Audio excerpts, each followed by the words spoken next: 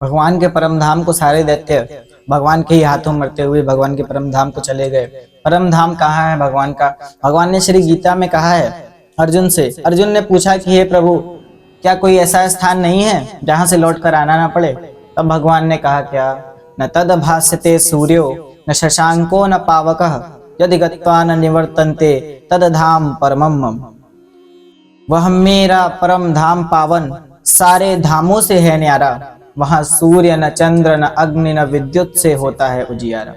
वह मेरी ज्योति से ज्योतित है, वहां ग्रह नक्षत्र नहीं जाते। जो परम धाम में पहुंच गए वे जग में लौट नहीं आते। भगवान ने बताया गीता में कि वहां परम धाम मेरा है। वहां केवल मेरी ही ज्योति से सब प्रकाशित होते हैं। वहां न अग्नि से प्रकाश फैलता है, न विद्युत से, न किसी अन्य वस्तुओं से। वह मेरी ज्योति से ज्योतित है। तो भगवान के परम धाम में सारे मर करके चले जाते हैं। अब कंस की बारी है।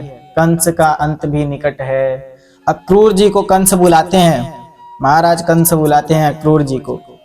अक्रूर जी से कहते हैं अक्रूर जी, आप ब्रज यात्रा कीजिए, आप जाइए और तुरंत मेरा संदेशा लेकर के मेरे भांजे को यहाँ पर लेकर के आइए। कंस ने क्या संदेशा भेजा? संदेशा ये था कि कंस ने एक धनुर यज्ञ आयोजित किया था, धनु यज्ञ। उस यज्ञ का ये था, ऋषि मुनियों ने कहा था, अनुष्ठान करने वाले जो ऋषि थे, गुरुओं ने कहा, बहुत समझाया कि ये यज्ञ मत करो बेटा, अगर धनुष गलती से टूट गया तो राजा की मृत्यु तय है। उस समय ये था कि धनुष टूट जाए तो राजा की मृत्यु तय हो जाती है। मृत्यु आने लगती, मृत्यु उसी दिन हो जाती है जिस दिन धनुष टूटता है। तो ऋषियों के ना समझाने पर भी वो ना माने, तो धनुष यज्ञ आयोजित किया। अपने भांजे को आमंत्रित किया, अक्रूर जी को भेजा। अक्रूर जी लेकर के रथ चल दिए हैं, आए हैं ब्रज। ब्रज में नंद बाबा जी से बोलते हैं कि नंद जी, हम आपके बेटे को लेने आए हैं, वो आपका पुत्र नहीं है। वास्तव कहें तो वो आपका पुत्र नहीं है। सबसे पहले माता यशोदा से ये बात कहते हैं जाकर के घर में कि माता, वो आपका पुत्र नहीं, वो देवकी और वसुदेव का पुत्र है। वास्तव में उसके माता पिता देवकी और वसुदेव हैं।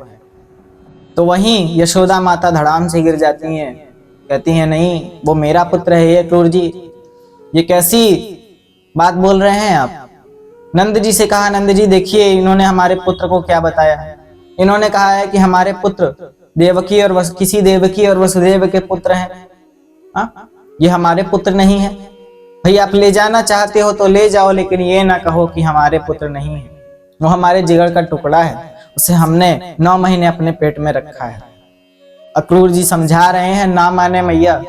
तो अब नंद बाबा समझ गए, नंद जी समझ गए कि हाँ, हो सकता है अक्रूर की ही बात सत्य हो।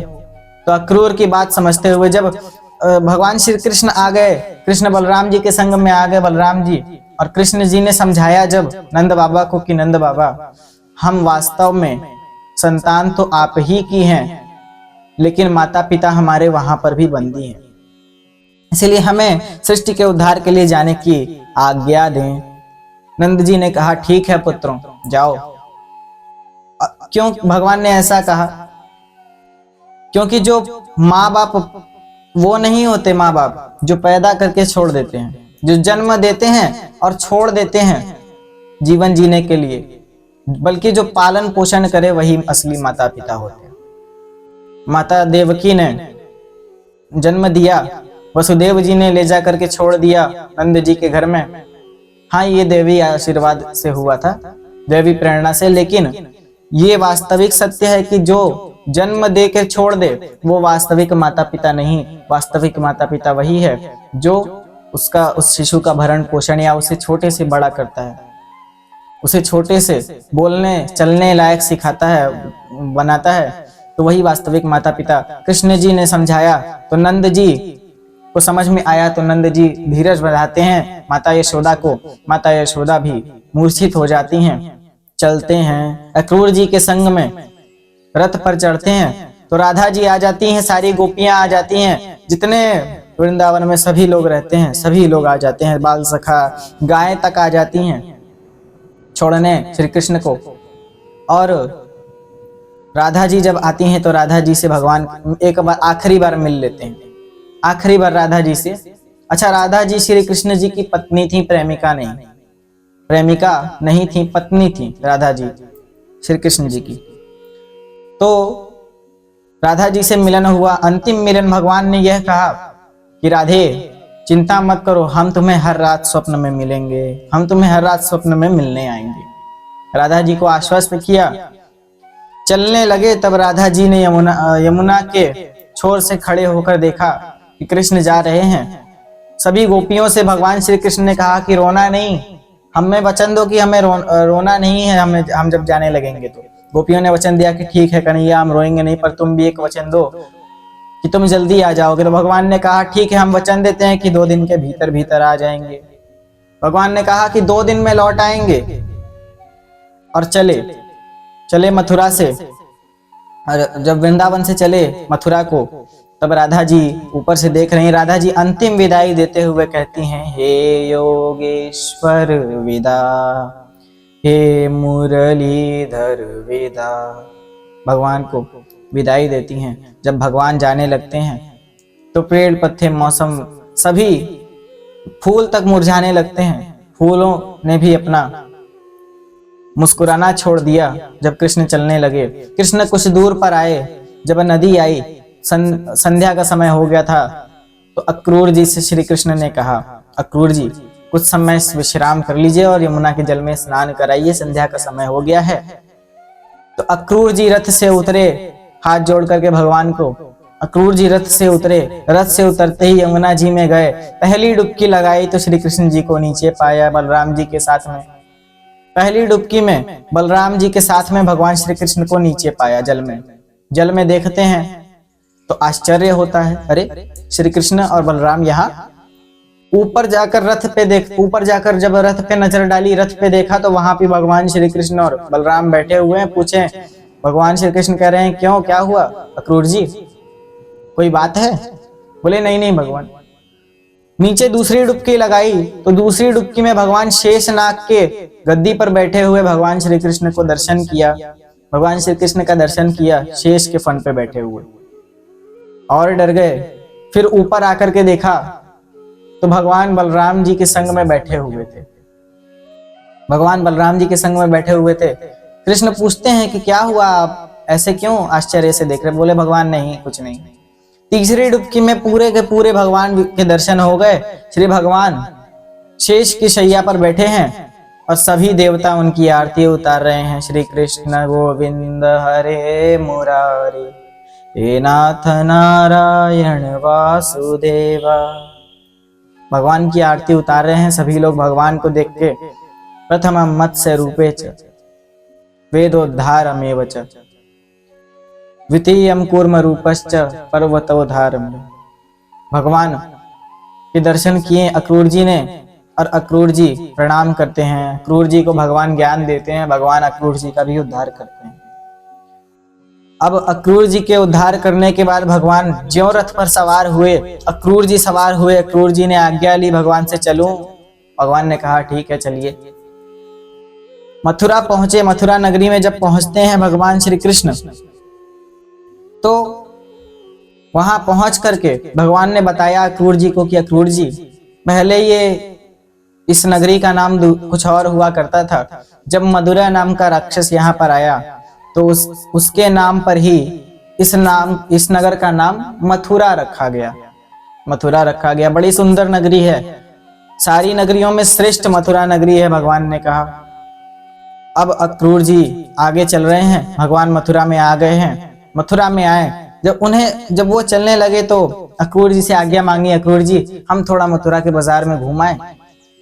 बोले हाँ भगवान, आप ही का बाजार है, लेकिन कंस के षड्यंत्र से कुछ हो ना, इसीलिए उन्होंने पैनी नजर बनाई रखी भगवान के ऊपर।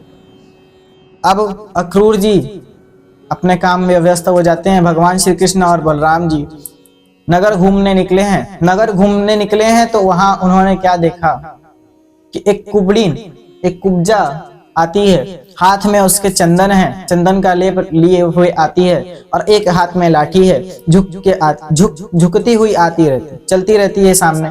कुरूप, अपनी कुरूपता के कारण उसे बड़ी लज्जा आती है। तो भगवान देखते हैं कि अरे भगवान ने कहा कि ये भी एक श्रापित है, तो इसे भी इसका भी उद्धार हम करना है। भगवान को याद आ गया कि हाँ इसका भी उद्धार करना है, तो भगवान ने उन्हें रोका। भगवान ने कुब्जा जी को रोका, कहा हे सुंदरी आप कहाँ जा रही हैं, और ये हाथ में चंदन का लेप। उन्होंने कहा कि सुंदरी कह के मेरा अपमान करते हो। बोले अपमान नहीं, आप परम सुंदरी हैं, आपका मन सुंदर है, आपका तन भले न सुंदर हो, आपका मन अवश्य सुंदर है। उन्होंने कहा पहली बार तुम जैसा कोई देखा है, कहाँ से आ रहे हो, मथुरा के तो नहीं लगते। बोले हम वृंदावन से आए हैं, कृष्ण और बलराम। तुरंत पहचान गई श्री कृष्ण को।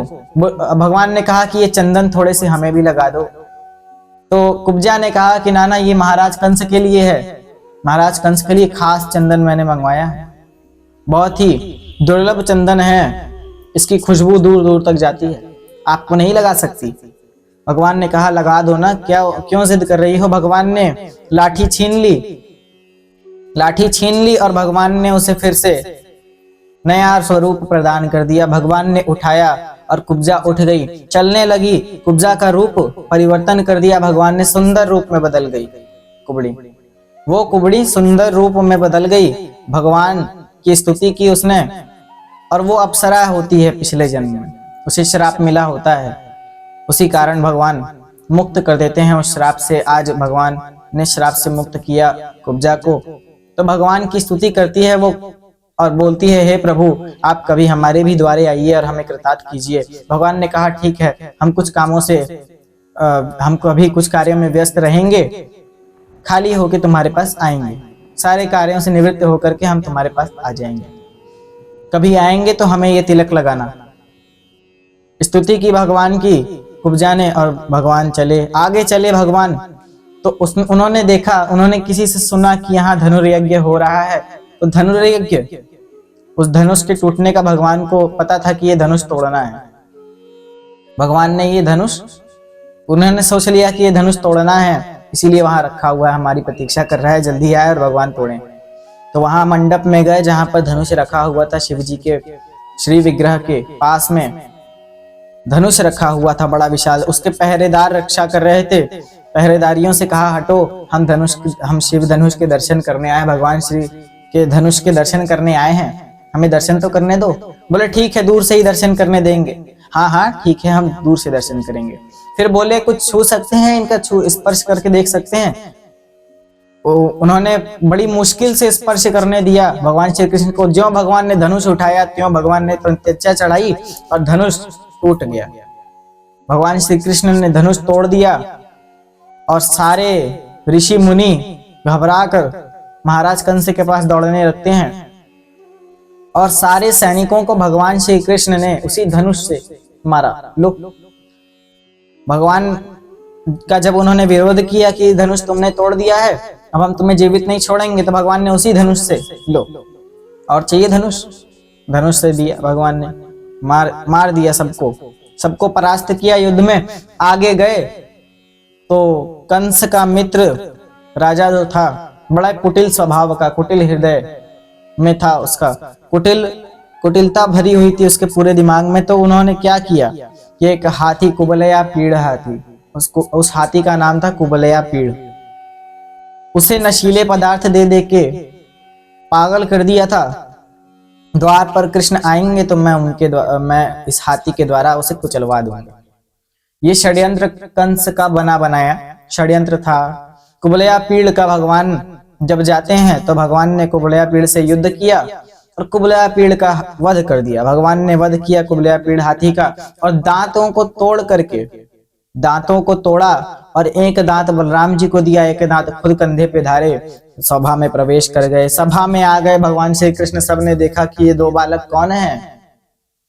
बोले वृंदावन से आए हैं मथुरा में उत्सव देखने, और महाराज कंस के भांजे भी हैं। हाँ भांजे हैं, अच्छा। भगवान श्री कृष्ण जब आते हैं सभा में तो वही बात हो गई कि प्रभु जब भगवान को देखते हैं सभी लोग तो योद्धा को योद्धा के रूप में दिखते हैं। योद्धन को नाथ परम योद्धा, अगणित अतुलित बलवीर लगे, अस्त्रों से अंग सुसज्जित है रण बीच खड़े रणधीर लगे। अस्त्रों से अंग सुसज्जित है रण बीच खड़े रणधीर लगे, नव युवतिन को कामावतार प्रभु दर्शन काम शरीर लगे।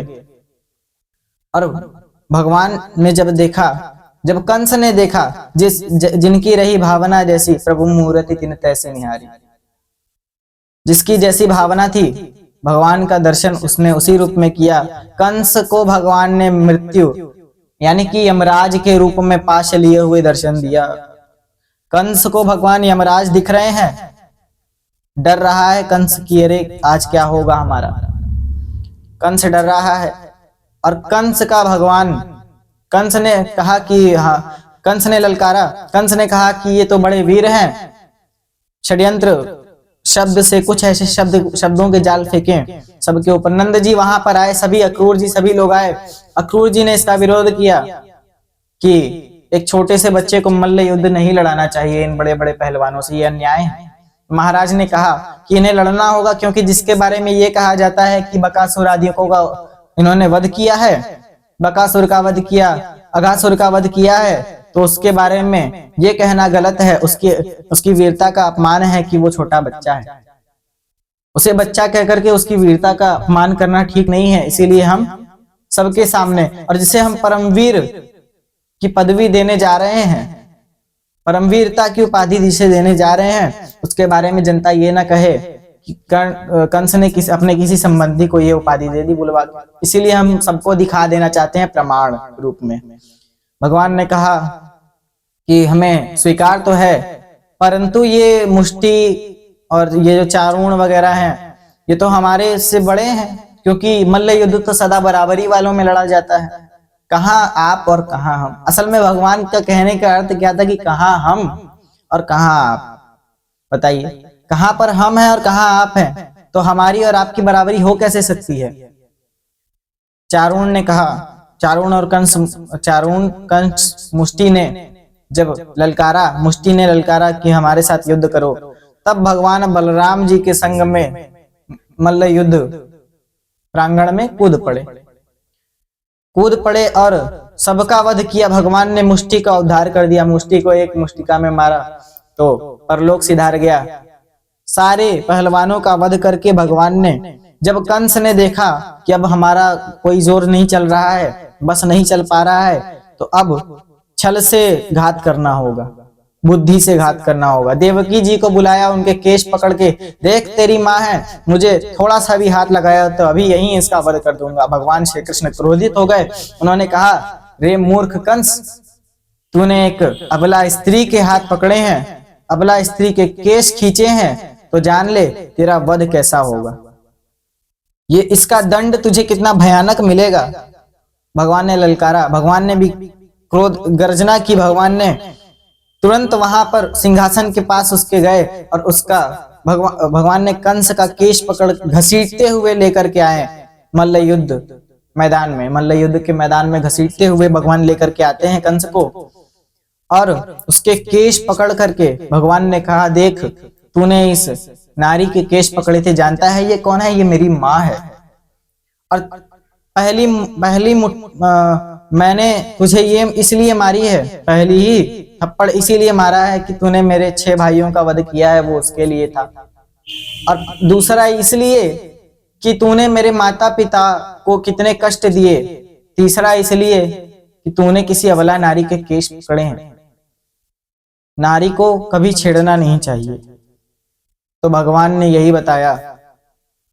अब भगवान ने कंस का वध कर दिया। कंस ने भी माया चली, जब युद्ध हो रहा था कंस और कृष्ण के बीच में, तो कंस ने भी कई माया से छल छद्मों का आघात किया भगवान के ऊपर, पर वो सब काम नहीं आए, सब व्यर्थ। युद्ध हुआ, भीषण युद्ध हुआ, तो भगवान ने कंस का भी वध कर दिया। अब कंस के प्राण निकल रहे हैं, तो निकलते निकलते जब उसके मन की ज्योति खुली कंस के, तब भगवान श्री कृष्ण चतुर्भुज रूप में प्रकट हो जाते हैं। शंख चक्र और गदा पद्मधर प्रकटे श्री नारायण। भगवान श्री कृष्ण प्रकट हो जाते हैं श्री नारायण के रूप में कंस दर्शन करता है। कंस भगवान की स्तुति करते हुए उन्हीं के श्री चरणों में समाहित हो जाता है, भगवान श्री कृष्ण के चरणों में। अब वो कार्य तो पूरा हो गया, वचन पूरा हो गया जिसके लिए भगवान ने अवतार लिया था। वो वचन पूरा हो गया देवताओं को जिन्होंने भगवान ने दिया था। यदा यदा ही धर्मस्य, गीता में जो भगवान ने वचन दिया है उसे भगवान हर बार निभाते हैं। गीता में जो वचन दिया है भगवान ने, उससे पहले भी एक बार धरती को वचन दे चुके हैं भगवान कि हम तुम्हारी रक्षा करेंगे, हर युग में रक्षा करेंगे। जब जब भार बढ़ेगा तब तब रक्षा करेंगे। जब जब हो ही धर्म के हानि, बाढ़ ही असुर अधम अज्ञानी, तब तब प्रभु धरि विविध शरीरा, हर ही कृपा निधि सज्जन पीरा। भगवान सबका उद्धार करते हैं, इसी प्रकार से कंस का भी उद्धार कर दिया। इन दोनों पार्षदों में से एक का जन्म एक कम हो गया। अब भगवान कंस का वध कर दिया भगवान ने। इस प्रकार से अक्रूर जी सभी लोगों ने भगवान की स्तुति की, यथाचित भगवान का सत्कार किया, भगवान पे पुष्पों की देवताओं ने वर्षा की, भगवान शिव प्रकट हो गए, सभी आ गए भगवान के दर्शन करने। श्री कृष्ण गोविंद हरे।